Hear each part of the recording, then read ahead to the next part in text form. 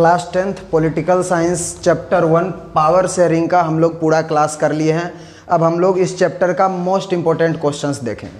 क्योंकि पढ़ाई कर लेने से क्वेश्चन आंसर का सॉल्यूशन नहीं हो सकता है, चीज़ समझ तो जाते हैं लेकिन क्वेश्चन आंसर रिटन का एक प्रैक्टिस होना चाहिए। और राइटिंग का प्रैक्टिस करवाने के लिए हम कुछ मेजर क्वेश्चंस जो इंपॉर्टेंट क्वेश्चंस है जो प्रीवियस ईयर पूछा गया है या जो ऐसा हमको लगता है कुछ सिलेक्टेड क्वेश्चंस जो आने वाले बोर्ड एग्जाम में 2024-5 में पूछा जाएगा, वैसे कुछ क्वेश्चंस हम टॉप 10 क्वेश्चंस को सिलेक्ट किए हैं और आपके सामने रखे हैं। सबसे पहला क्वेश्चंस इसमें है कि मेजोरिटेरियनिज्म क्या है।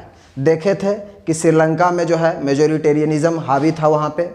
तो मेजोरिटेरियनिज्म जो था वहाँ पे कैसे था, ये सबसे पहले हम लोग देखेंगे कि कौन था। ये जो 74% जो पॉपुलेशन हो रहा था वो सिन्हाला बोलने वालों का हो रहा था, सिन्हाला का था। और 18% पॉपुलेशन जो था वो तमिल स्पीकिंग पीपल का था।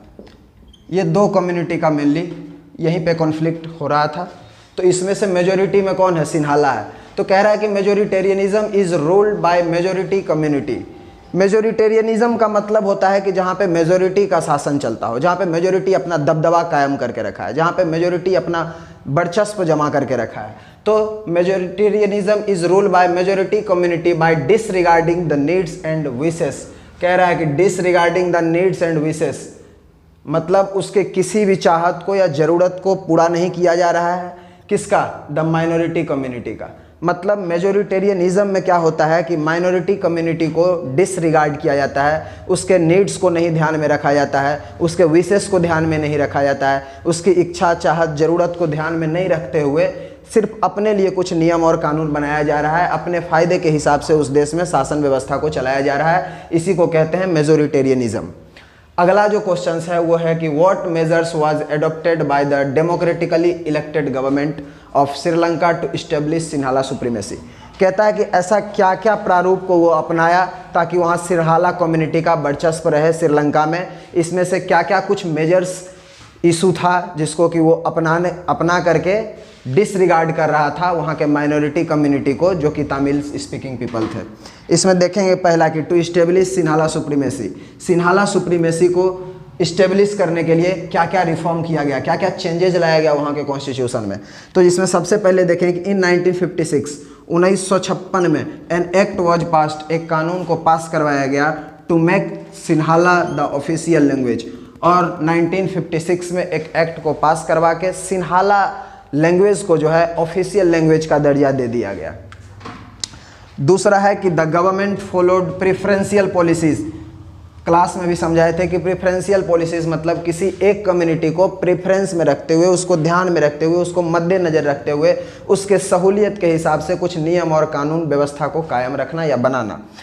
फेवरिंग सिन्हाला एप्लीकेंट्स, किसको फेवर करके, किसको प्रेफरेंस में रख के नियम बनाया जा रहा है, सिन्हाला एप्लीकेंट्स को फेवर में रख के कुछ प्रेफरेंशियल नियम बनाया जा रहा है। नियम में क्या क्या बनाया जा रहा है, यूनिवर्सिटी पोजीशंस में और गवर्नमेंट जॉब्स में उसको प्रेफरेंस दिया जा रहा है। किसको, जो यहाँ का मेजोरिटी कम्युनिटी है। और मेजोरिटी कम्युनिटी कौन है, सिन्हाला स्पीकिंग पीपल है। सिन्हाला स्पीकिंग पीपल्स को क्या कर दिया जा रहा है, यहाँ पे फेवर किया जा रहा है यूनिवर्सिटी पोजीशंस में और गवर्नमेंट जॉब्स में। तीसरा जो मोस्ट इंपॉर्टेंट चीज़ है वो है कि state fostering of Buddhism was adopt also proposed. कह रहा है कि उस कंट्री में सिर्फ बुद्धिज़्म को ही फोस्टर करने का, स्प्रेड करने का, उसको मानने का अधिकार मिला हुआ था। एक तरह से कह सकते हैं कि सिन्हाला स्पीकिंग पीपल जो है वो मेजोरिटेरियनिज्म को हावी करते हुए सिन्हाला लैंग्वेज को ऑफिशियल लैंग्वेज बना देते हैं और श्रीलंका के यूनिवर्सिटीज़ में और गवर्नमेंट जॉब में प्रेफरेंस लेते हैं। और तीसरा जो सबसे अहम चेंजेज है वो बुद्धिज़्म को एक तरह से नेशनल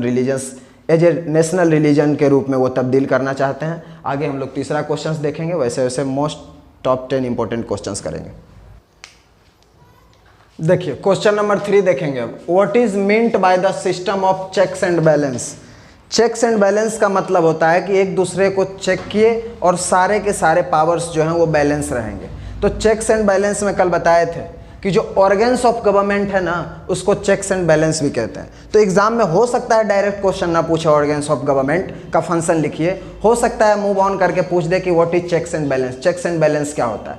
तो उसको हम लोग ऐसे लिखना है कि the horizontal distribution of power ensures that power is shared among different organs of government, the legislative, executive and judiciary. Legislative का मतलब होता है, लेजिस्लेटिव का मतलब विधायिका जो कि नियम और कानून बनाता है, making the rules and regulations. Executive का मतलब होता है कार्यपालिका जो इम्प्लीमेंट करता है, implementations of rule and regulations. Judiciary का मतलब होता है न्यायपालिका। इसका काम होता है कि क्या सही क्या गलत है उसको देख करके उसको इंटरप्ट करना, interrupt the rules and regulations. ये तीनों चीज़ है, इसको हॉरिजॉन्टल पावर शेयरिंग भी कहते हैं, हॉरिजॉन्टल पावर शेयरिंग भी होता है। ये तीनों जो है, कोई भी इसमें ये ध्यान रखना होता है कि हॉरिजॉन्टल पावर शेयरिंग के मतलब है कि तीनों के पास लगभग बराबर का पावर रहेगा।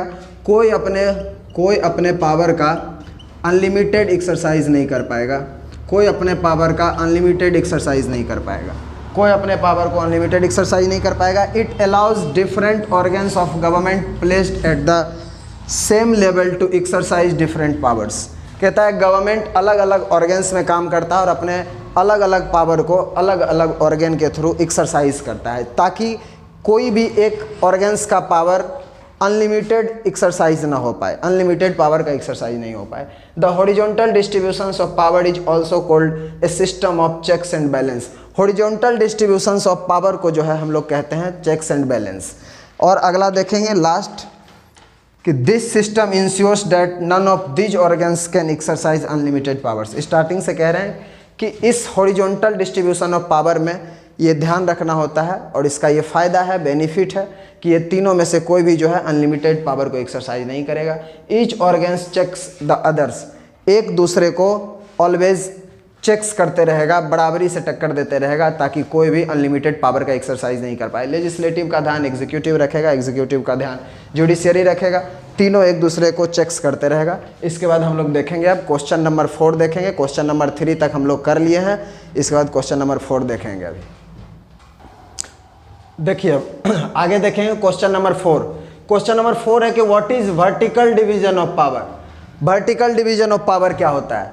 It is the form of power where power is shared among government at different levels. कहता है कि गवर्नमेंट के डिफरेंट लेवल्स में पावर का शेयरिंग होता है, इसी को vertical level of power sharing कहते हैं, जिसमें द यूनियन और the central government, the state government and the municipality and panchayat at the lower level. इसको देखते हैं, अभी पूरा सीक्वेंस बना। कह रहा है the division of power involving higher and lower levels of governments is called the vertical division of power.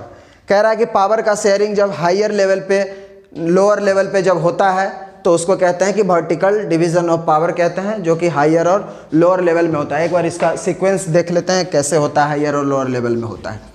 एक बार वर्टिकल डिवीजन ऑफ पावर जो होता है उसमें ये देखा जाता है कि किसी एक के पास जो है हायर पावर रहता है, जो कि वो अपना ज़्यादा पावर को एक्सरसाइज कर सकता है, और कोई एक ऐसा होता है लेवल जो उससे कम पावर को एक्सरसाइज कर सकता है, एक और होता है जो उससे भी कम पावर का एक्सरसाइज कर सकता है।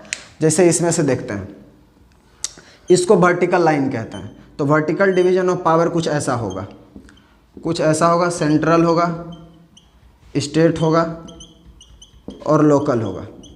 इसमें से हम लोग कल देखे थे कि लोकल को भी 2 कैटेगरी में डिवाइड कर दिया गया है। लोकल को भी 2 कैटेगरी में डिवाइड कर दिया गया। लोकल को जो 2 कैटेगरी में डिवाइड किया है उसमें रूरल है और अर्बन है। रूरल एरिया है और अर्बन एरिया है, मतलब शहरी क्षेत्र और गांव क्षेत्र। अर्बन एरिया में इसको 2 कैटेगरी में डिवाइड कर दिया है, 2 कैटेगरी में डिवाइड कर दिया है। एक सिटी में होगा, एक टाउन में होगा। एक का नाम है म्यूनिसिपैलिटी और दूसरे का नाम है म्यूनिसिपल कॉरपोरेशन। म्यूनिसिपैलिटी के हेड को मेयर कहते हैं और म्यूनिसिपल कॉरपोरेशन के हेड को चेयरमैन को जो है चेयरमैन कहते हैं। रूरल को 3 डिवाइड में कर दिया, 3 पार्ट्स में कर दिया। डिस्ट्रिक्ट लेवल पे कर दिया, ब्लॉक लेवल पे कर दिया और विलेज लेवल पे कर दिया। डिस्ट्रिक्ट लेवल के हेड को जिला पार्षद कहते हैं, ब्लॉक लेवल के हेड को पंचायत समिति कहते हैं और विलेज लेवल के हेड को सरपंच कहते हैं। तो इस तरह से जो है वर्टिकल डिवीजन ऑफ पावर किया गया, जिसमें से बार कल भी देखे थे कि लोकल लेवल ऑफ जो वर्टिकल पावर डिवीजन में जो लोकल लेवल ऑफ गवर्नमेंट है उसको 1992 में एम्पावर किया गया, और इसमें रूरल और अर्बन एरिया को 73rd और 74th कॉन्स्टिट्यूशनल अमेंडमेंट के तहत इसमें जोड़ा गया। इसके बाद देखेंगे क्वेश्चन नंबर 5। क्वेश्चन नंबर 5 में क्या कह रहा है कि compare the different ways in which the Belgians and the Sri Lankans have dealt with the problems of cultural diversity. कह रहा है कि जो बेल्जियम और प्रॉब्लम में जो कल्चरल डाइवर्सिटी को लेके एक कॉन्फ्लिक्ट पैदा हो रहा था अपने ही देश में, दो कम्युनिटीज़ के बीच में जो कॉन्फ्लिक्ट पैदा हो रहा था उसमें कंपेयर करने के लिए कह रहा है कि दोनों में किस किस प्रकार का कल्चरल कॉन्फ्लिक्ट्स हो रहे थे। पहला हम लोग देखें कि both Belgium's and Sri Lanka's are democracies. सबसे पहला बात कि दोनों जो है डेमोक्रेटिक कंट्री है, दोनों डेमोक्रेसीज को फॉलो करता है। Yet they have dealt with the problem of cultural diversity very differently. उसके बावजूद ये दोनों जो कल्चरल डाइवर्सिटी को लेकर के दो कम्युनिटीज़ के बीच में कॉन्फ्लिक्ट हो रहा था वो काफ़ी अलग था। एक डेमोक्रेटिक कंट्री में कहीं इस प्रकार से कल्चरल डाइवर्सिटी को लेकर के कॉन्फ्लिक्ट नहीं देखा जा रहा था। पहले बेल्जियम में देखते हैं किस प्रकार से दो कम्युनिटीज़ के बीच में कॉन्फ्लिक्ट पैदा हो रहा था। Leaders realise that for the unity of the country it is important to respect the feelings and interest of different communities and took measures in such a way that both the communities felt powerful, hence no conflict. Belgium में जो हो रहा था हम लोग देख चुके हैं कि बेल्जियम में लिंग्विस्टिक बेसिस पे जो कल्चरल डाइवर्सिटी को लेकर दो कम्युनिटीज़ के बीच में कॉन्फ्लिक्ट हो रहा था उसमें मेनली हम लोग देख रहे थे कि डच स्पीकिंग पीपल 59% वहाँ पे थे। डच स्पीकिंग पीपल जो है 59% वहाँ पे थे और फ्रेंच स्पीकिंग पीपल जो है वो 40% वहाँ पे थे। इसी दोनों कम्युनिटीज़ के बीच में जो है कॉन्फ्लिक्ट हो रहा था और दोनों का मांग था कि सेंट्रल में भी इक्वल रिप्रेजेंटेशन मिले, सेंट्रल गवर्नमेंट में भी, और ब्रुसेल्स में जो कैपिटल सिटी ऑफ बेल्जियम था वहाँ पे भी इक्वल रिप्रेजेंटेशन मिले वहाँ के गवर्नमेंट में। चूँकि स्टेट में जो है ब्रुसेल्स कैपिटल सिटी में जो है एक सेपरेट गवर्नमेंट का फॉर्मेशन हो चुका था और वहाँ पे भी दोनों को इक्वल रिप्रेजेंटेशन मिल गया गवर्नमेंट में। ये कॉन्फ्लिक्ट दो कम्युनिटीज़ के बीच में बेल्जियम में था। आगे देखें श्रीलंका में किस प्रकार से था। Both communities have lived in tensions as the Sinhalas have denied political, educational, religious employment and economic rights to the Tamil leading to civil wars। और श्रीलंका में जो दो कम्युनिटीज़ के बीच में कॉन्फ्लिक्ट हो रहा था उसमें देखा जा रहा था कि एक तरह से श्रीलंका में मेजोरिटेरियनिज़म हावी हो रहा था माइनॉरिटी पे, उसके नीड्स का ध्यान नहीं रखा जा रहा था, उसके विशेष का ध्यान नहीं रखा जा रहा था। और सबसे जो मेजर इशू हो रहा था वहाँ पे वो तमिल जो वहाँ पे माइनॉरिटी में था उसको political rights, equal political rights नहीं मिल रहा था, इक्वल एजुकेशनल राइट्स नहीं मिल रहा था, इक्वल रिलीजियस राइट्स नहीं मिल रहा था, इक्वल एम्प्लॉयमेंट राइट्स नहीं मिल रहा था। तो इन सब मुद्दों को लेकर के श्रीलंका में एक सिविल वॉर छिड़ गया अपने ही देश में दो कम्युनिटीज़ के बीच में कल्चरल डाइवर्सिटी को लेकर के, जो एक डेमोक्रेटिक कंट्री के लिए बहुत ही दुर्भाग्यपूर्ण बात है। अगला में हम लोग देखेंगे क्वेश्चन नंबर 6। क्वेश्चन नंबर 6 देखेंगे कि power sharing is keeping with the spirit of democracy. क्या पावर शेयरिंग जो है वो स्पिरिट ऑफ द डेमोक्रेसी है? क्या आप इस बात से एग्री करते हैं? और अगर एग्री करते हैं तो किस प्रकार से एग्री करते हैं? तो कह रहा है कि power sharing is desirable in democracy and is a very spirit of democracy because power sharing जो है एक डिजायरेबल फॉर्म ऑफ डेमोक्रेसी है। और पावर शेयरिंग जो है स्पिरिट ऑफ डेमोक्रेसी कैसे है, लोकतंत्र का मूल आधार कैसे है, इसके बारे में अभी हम लोग देखेंगे। तो इसमें सबसे पहला पॉइंट जो है कि it helps to reduce the possibility of conflict between social groups. कह रहा है कि पावर शेयरिंग जो है एक डेमोक्रेसी का स्पिरिट इस प्रकार से है कि पावर शेयरिंग हो जाने के वजह से दो सोशल ग्रुप्स के बीच में कॉन्फ्लिक्ट्स कम हो जाते हैं, दो सोशल ग्रुप्स के बीच में अनबन कम हो जाता है, किसी प्रकार का भेदभाव नहीं रह जाता है। Conflict between social groups leads to violence and political instability. कह रहा है कि जो दो सोशल ग्रुप्स के बीच में कॉन्फ्लिक्ट होता है, जो दो सोशल ग्रुप्स के बीच में कॉन्फ्लिक्ट होता है, मनमुटाव होता है, leads to violence and political instability. वो क्या करता है, एक वायलेंस क्रिएट करता है, वायलेंस होने का डर रहता है उसके वजह से, और पॉलिटिकल इनस्टेबिलिटी रहता है, राजनीतिक अस्थिरता उत्पन्न होता है। तीसरा और लास्ट पॉइंट है कि power sharing is a good way to ensure the stability of political order. कहता है पावर शेयरिंग ही जो है एक स्पिरिट ऑफ डेमोक्रेसी इस वजह से है कि इसमें क्या होता है कि share ensure the stability of political order. Political orders को जो है इंश्योर करता है कि पॉलिटिकल ऑर्डर स्टेबल रहेगा, और पॉलिटिकल ऑर्डर्स को स्टेबिलिटी प्रोवाइड करता है कौन, spirit of the democracy. 7 number question देखेंगे कि analyse how majoritarianism has increased the feeling of alienation among the Sri Lankan Tamils. कह रहा है कि जिस प्रकार से श्रीलंका में मेजोरिटेरियनिज्म हावी हो चुका था, वैसे में माइनॉरिटी को जो एलियनेशन का फीलिंग आ रहा था वो वैसा क्या क्या वजह था जिसके वजह से माइनॉरिटी तमिलियंस को जो है एलियनेशन जैसा फील हो रहा था, एज ए एलियन फील हो रहा था अपने ही कंट्री में। The democratically elected government adopted a series of measures to establish Sinhala supremacy. जो वहाँ का गवर्नमेंट का फॉर्म था वो democratic form of government Sri Lanka में रन हो रहा था, लेकिन वहाँ का जो मेजोरिटी ग्रुप्स था वो कुछ मेजोरिटेरियन मेजर्स को लेकर के अपना सुप्रीमेसी, अपना हक, अपना दबदबा बनाना चाह रहा था। उसमें से पहला जो है वह इन 1956 में जो है एक कानून को पास करवाया जाता है और सिन्हाला लैंग्वेज को जो है ऑफिशियल लैंग्वेज के तौर पे बना दिया जाता है। यह है पहला disregarding of Tamilians. The government followed preferential policies favouring Sinhala applicants for university position and government jobs. और दूसरा क्या करता है कि यूनिवर्सिटी पोजीशंस और गवर्नमेंट जॉब्स में जो है प्रेफरेंस दे देता है किसको, वहाँ के majority community Sinhala speaking peoples को। लास्ट है कि the constitution provided for state protection and fostering of Buddhism. वहाँ का स्टेट जो है एक राज्य का एक रिलीजियस, एक नेशनल रिलीजन्स के तौर पे वहाँ पे बुद्धिज्म को फोस्टर करने का एक कॉन्स्टिट्यूशनल राइट्स मिल रहा था।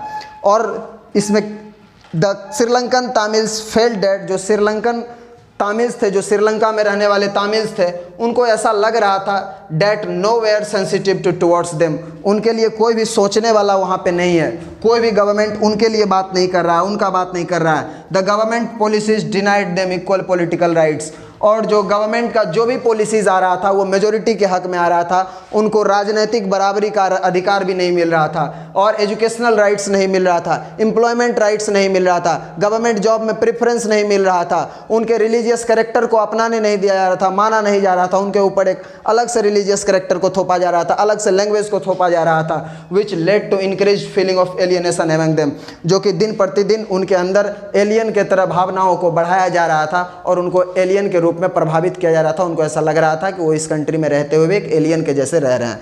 अगला हम लोग 8 नंबर से क्वेश्चन करेंगे। अभी हम लोग 7 क्वेश्चंस को कर लिए। क्वेश्चन नंबर 8 अब हम लोग देखेंगे। क्वेश्चन नंबर 8 कह रहा है कि highlights any 3 measures adopted by the Belgium government to accommodate regional and cultural diversities. कह रहा है कि ऐसा 3 कौन कौन सा मेजर स्टेप लिया गया जो कि एडजस्टमेंट में काम आया बेल्जियम कंट्री में। तो वो तीनों मेजर स्टेप्स के बारे में पढ़ेंगे। कह रहा है कि the accommodate diverse regional and cultural country Belgium government adopted the following measures. कह रहा है कि बेल्जियम गवर्नमेंट जो है एकोमोडेशन जो लाया था, एडजस्टमेंट का जो कॉन्सेप्ट लाया कि बेल्जियम में किस प्रकार से चीज़ों को एडजस्ट किया जाए और सारे समस्याओं का हल निकाला जाए, उसमें सबसे पहला मेजर्स था कि the constitution prescribes that the number of Dutch and French speaking ministers shall be equal in the central government. कह रहा है कि जो सेंट्रल में गवर्नमेंट चल रहा था, जहाँ पे कि पहले से देखा जा रहा था कि डच स्पीकिंग मिनिस्टर्स ज़्यादा थे सेंट्रल गवर्नमेंट में, वहाँ पे क्या किया गया कि इक्वल रिप्रेजेंटेशन का कॉन्सेप्ट को लाया गया और बेल्जियम कंट्री में जो सेंट्रल गवर्नमेंट में काम कर रहे थे वहाँ पे इक्वल रिप्रेजेंटेशन का कॉन्सेप्ट लाया। ये फर्स्ट मेजर चेंजेज हुआ। Second major changes is that many power of the central government have been given to state government of the 2 regions of the country. कह रहा है कि सेंट्रल गवर्नमेंट के कुछ और अधिक पावर दिए गए स्टेट गवर्नमेंट को, जैसे कि ब्रुसेल्स को जो है, ब्रुसेल्स में जो है एक सेपरेट गवर्नमेंट का फॉर्मेशन कर दिया गया, उसको एक अलग से पावर दे दिया गया। इसी प्रकार से Brussels the capital of the Belgium has a separate government in which both the communities have equal representation. Brussels जो कि कैपिटल सिटी था बेल्जियम का, वहाँ पे एक सेपरेट गवर्नमेंट का फॉर्मेशन कर दिया गया और ब्रुसेल्स के गवर्नमेंट में भी इक्वल रिप्रेजेंटेशन का कॉन्सेप्ट को लाया गया।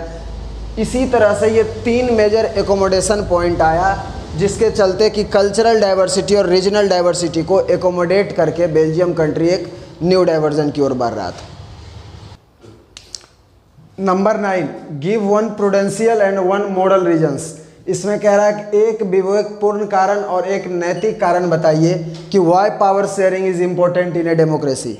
ये क्वेश्चन लगातार 3 बार से बोर्ड में पूछा गया अभी तक के, पिछले 10 ईयर में से 3 बार ये रिपीटेड क्वेश्चन है, जिसका आंसर है कि power sharing is important for democracy in 2 reasons. 2 reasons में बताया गया कि पावर शेयरिंग डेमोक्रेसी के लिए इम्पोर्टेंट क्यों है।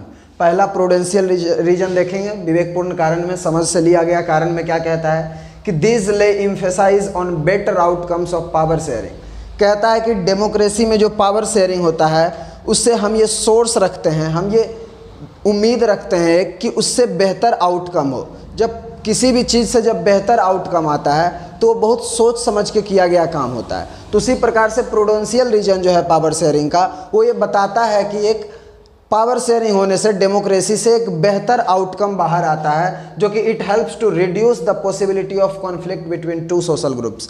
जैसे ही बेहतर आउटकम्स आने का मतलब क्या है कि दो सोशल ग्रुप्स के बीच में कॉन्फ्लिक्ट नहीं होगा, दो सामाजिक समूहों के बीच में किसी प्रकार से दरार उत्पन्न नहीं होगा।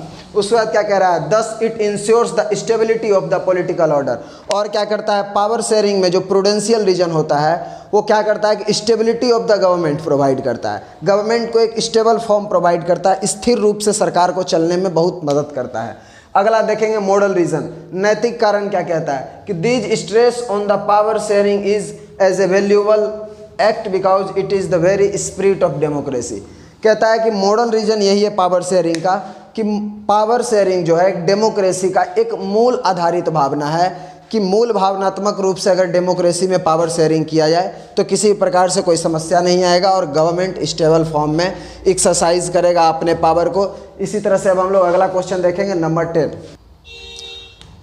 देखिए मोस्ट इम्पोर्टेंट क्वेश्चन सीरीज का ये लास्ट क्वेश्चन है और हम ये पूरा कोशिश किए हैं कि ये 10 क्वेश्चन में पूरा पावर शेयरिंग के चैप्टर्स को इन्वॉल्व कर लेने का।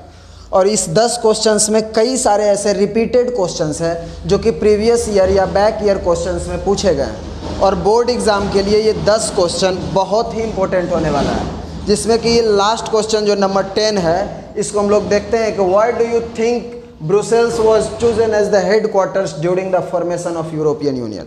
यूरोपियन यूनियन का फॉर्मेशन होने के टाइम ब्रुसेल्स को ही हेडक्वार्टर क्यों चुना गया?